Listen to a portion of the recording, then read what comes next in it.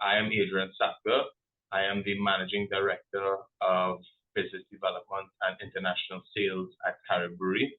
And Carib Brewery is a manufacturing and distribution company. We currently manufacture multiple different types of beverages, both alcoholic and non-alcoholic. We have currently 4 production facilities, the flagship being here in Trinidad, then 1 in Grenada, 1 in St. Kitts, 1 in Cape Canaveral in Florida, and we recently bought into a brewery in the Bahamas. So quite a significant family of breweries within the region, and still looking outwards to grow this brewery footprint even more so. Carib was established in the 1950s by a gentleman called Sir Gerald White. History is a little bit foggy as to when the first exporting really commenced, but we think it was around 20 to 30 years after the brewery was formalized. And back in the day, the actual brand that was exporting was Carib and Royal Extra Stout. So both of those brands still exist until now, Royal Extra being close to 70 years old and Carib now being 72 years old. And it was predominantly within the region to begin, as you can imagine, so focusing on near the islands that surround Trinidad were the first export markets that we started to explore back in 40 plus years ago. And then looking outwards until today, we have significantly invested behind our export markets now. Happy to boast that Carib currently exports to 41 plus countries worldwide with multiple brands. So we have grown our footprint not only by countries, but also by the brands that we're exporting. So we're exporting Carib, Stag, Royal, Mackerson, our Shandy range, all the way to our new and recent innovations like Carib and Rockstone are also gaining traction in our export markets. Well, I mean, in 70 plus years of existence, you can only imagine how many challenges the business would have had to face during that time. In Trinidad, we have a shortage of raw materials. A lot of our raw materials need to be imported. And during COVID-19, as you could imagine, supply chain was highly disrupted. So, luckily enough for us, we have been working with suppliers for 20 plus years and have forged some very strong relationships and partnerships with them. And it came down to trusting in that relationship that brought us through into being able to supply all of the market needs and the market demands around COVID-19. I would say that would be the largest challenge within recent time. And on top of that, another major challenge for us, not so much in the export markets, but that really impacted us locally, was during COVID-19 with the ban of coming together, all of the bars, all of the restaurants were closed, and as you can imagine, that significantly impacted our business as well from a supply and demand standpoint, and that was something that we had to dig deep to overcome as well. Yeah, but when you look at export markets by themselves and challenges that we experience there, it's quite different than what we experience locally, because we've been in Trinidad now 70 years. We have a very good understanding of the landscape. We have a very good understanding of the consumer set, the regulatory laws and those types of things. But each market that we export to has its own individual nuances that we need to learn as time progresses. Label challenges, something as simple as what you need to put on a label for your beverage to even be accepted within the market is sometimes a major challenge. Finding the right partner in the market to help you build your brand, who understands your brand, who has the same passion in your brand that you do, is sometimes a challenge as well. And the most important thing is really understanding that local landscape and spending the time figuring out how are you going to win in this market. That is always the largest challenge that we face before entering into any of our export markets. So, I mean, one of the biggest successes I would say is the fact that we were able to build our flagship brand, Carib, across the world. It comes with a certain level of pride when you fly out to as far as England, as far as France, as far as Greece, and you walk into a store, you walk into a beach, and you ask for a beer, and they say, "Well, do you want a Carib?" That comes with a certain level of pride. And I would say that is one of our largest successes is the fact that we were able to utilize our Trinidadian-born brand Carib, utilize our Trinidad credentials, meaning, the Trinidadians as a whole, Caribbean people as a whole have a vibe, they have a passion, they have an energy. And these are basically platforms that we've utilized to build the Carib brand in these export markets. People gravitate towards that energy, towards that passion, towards that Caribbean fun, I would say. And utilizing that platform has led to a significant amount of success behind our Carib brand.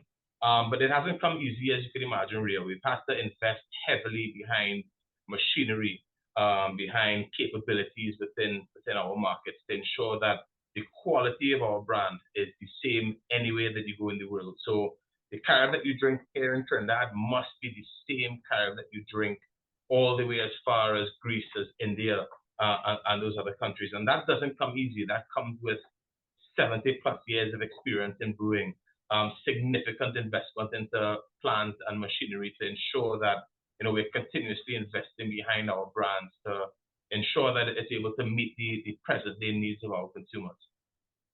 Well, I mean, one of the biggest benefits, as you can imagine, is just getting your brand globally known. That's a significant benefit, and also the more markets that you grow in, the more volume that you grow, it also helps promote investment behind the brand as well. So growth kind of brings on the willingness from investors to invest behind the brand. But one of the major benefits of exporting, obviously, is the additional volume that we have in a manufacturing company assists with your fixed overhead. So the more volume that we do across our business assists us with bringing down our cost per case. But one of the major benefits of exporting too is the access to earning foreign exchange and foreign currency. So 80% of our raw material inputs, not glass and the crates, because we're beneficial to have a glass manufacturing company as our neighbor right here in Carib, and also we manufacture our own crates. So 95% of our packaging is not only made locally, but it's also recycled. So we have that benefit. But all of our other raw materials like sugar and hops and barley, all these things need to be imported, and that takes a significant amount of foreign exchange. So by exporting our products to regional and international markets helps the company generate that much needed foreign exchange to buy these raw materials to manufacture our products. The first thing I would say, Ria, is take the time in the beginning to get the product right before exporting. Being in the local market, you may get a bit of leeway with quality issues and taste issues and stuff like that, but the export markets are a lot less forgiving. So I'd say the first thing you should do as a company before you look to export is ensure the product is fit for purpose. Make sure that it is perfect before you start exporting it. Spend a lot of time on quality and figure out what is the unique selling point of your product in each of the different markets that you're going to export to. So you need to understand the landscape. You need to understand what the competition is doing currently in those markets. Figure out how and why your product is going to do well. What differentiates your product more than local or other exported products into that market. Very importantly, we are blessed with the fact that we have very strong regional partners in our export markets. And we rely on these partners very heavily to build our brand for us, significant distributors. So very importantly, a very important point to do is to find yourself a good partner in the market that shares the same passion that you share in your brand. And they will help you kind of get that market insight and that market intel that is so vital to understanding how your product is going to win. And lastly, Ray, I would say is be relentless. Don't give up. All right. Exporting is not easy, but it's something that Trinidad as a whole. If you look at Trinidad's manufacturing base, we're pretty strong. We are able to manufacture some of the best quality products in the region. and even internationally. There's no reason why any product that's manufactured in Trinidad cannot be successful in the region and cannot be successful internationally. So I would say be relentless, don't give up, but make sure and spend the time, spend the money figuring out, exactly what is required in those markets, ensure that your product is fit for purpose, and get yourself a good partner in that market that could assist you and help build your brand for you as well. Yeah, so our vision, as always, Ria, is to have Carib available anywhere in the world that you go. And that's a passion and that's a journey that's going to take some time. Our next steps is obviously looking at larger international markets. That's even further away than the ones that we're in now. So India, for example, the United Kingdom, France, Greece, Germany. And the major issue that comes with that, obviously, is the fact that we're based here in the Caribbean, and manufacturing from here and shipping across to those markets takes time. So we're currently on a drive to find partners around the world that are going to manufacture our beer for us, for that market as well as for other export markets. And that will give us the opportunity to now source Carib from countries that are a lot closer to some of the emerging markets that we want to get into in the future. That's not something that's going to happen overnight. We take quality extremely seriously here at Carib. So before we award the award, once you award the right to brew Carib, it takes close to 6 months to get one of these manufacturing companies up and running and qualified to do so. They have to do rigorous testing, they have to do multiple trials. So it's something that's going to take us some time, but that is going to be the next step to help propel Carib Brewery and the Carib brand more so to start growing in even further reaching export markets. We're currently looking at, well, India is a significant one that we're currently exploring. Greece is another. So happy to say that we have found a partner in Greece to locally manufacture Carib for us. The United Kingdom, we have been exporting to the United Kingdom for some time, but we have just changed partners in that market and have a significant investment and growth plan behind Carib in that market. Canada is another. So we also have a partner in Canada that's now manufacturing Carib for Canada, so from Toronto to Quebec to all of the neighboring cities in Canada.